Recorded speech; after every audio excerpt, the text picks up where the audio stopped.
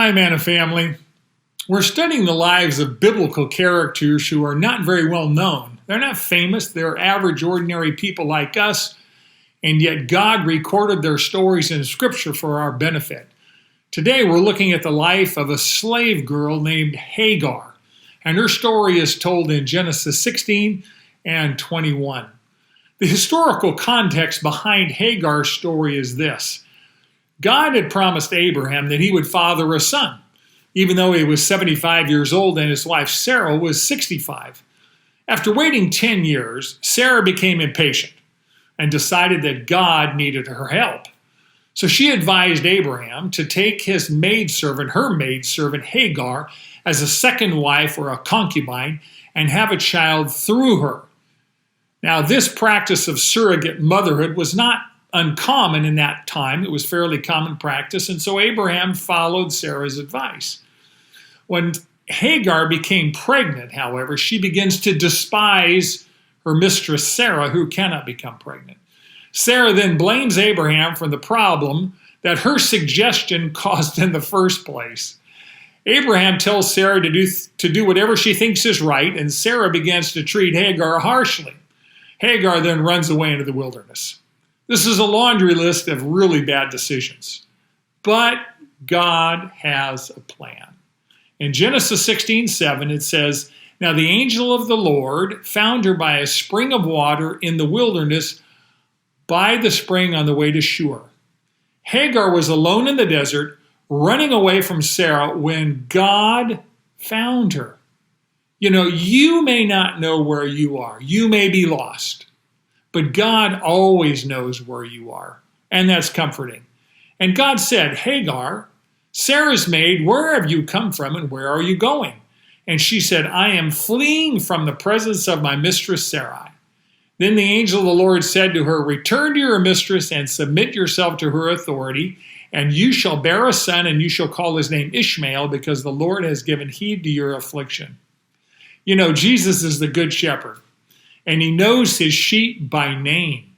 The good shepherd knew that his lamb Hagar was not in the sheepfold where she belonged. She was running away from Sarah, but even more importantly, she was running away from God's plan for her life. God told her to go back and submit to Sarah's authority, even though Sarah was harsh, because God had plans for her and her son. By the way, the name Ishmael means God hears. And God promised to make her son into a great nation.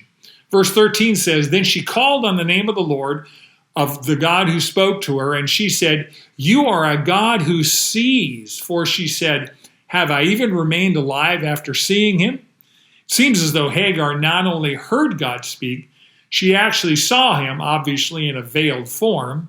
14 years later, after her son Ishmael was born, Abraham and Sarah miraculously conceived, and their son Isaac is born. Sarah then demanded that Abraham send Hagar and Ishmael away. And God told Abraham to listen to his wife Sarah. Hagar gets lost in the wilderness for the second time, and her water is all gone. She and her son Ishmael are literally dying of thirst when God calls their name again. Genesis 21 says, "God heard the lad crying, and the angel of God called to Hagar from heaven and said to her, 'What is the matter with you, Hagar? Do not fear, for God has heard the voice of the lad where he is. Arise, lift up the lad, and hold him by the hand, for I will make a great nation of him.'" You know, God hears us wherever we call, wherever we are, no matter our past, no matter the decisions we made, no matter our current location, because he is a good God who loves us, and he always has a perfect plan for our life, and he is the perfect solution for our problems. God opened her eyes to see a well of water, which saved their lives. The text then says that God was with Ishmael, and he grew and became an archer, and he became the head of a great nation. You know, the applications here for our lives are numerous. One, Abraham and Sarah made multiple poor decisions, and yet God sovereignly worked through those even bad decisions to bless the world. Life often includes a wilderness where everything seems hopeless and lost. Even though we may be lost, the good news is God always knows where we are. God finds us because he loves us, even if we're not rich and famous. God has a good plan for our future, regardless of our past. On 2 separate occasions, God spoke and had a conversation to a poor Egyptian slave girl by name. God knew and heard Ishmael's cry even in the wilderness when he was near death, and he will hear us when we call out to him. Never forget, God is only one prayer away. Remember, God designed us to do life together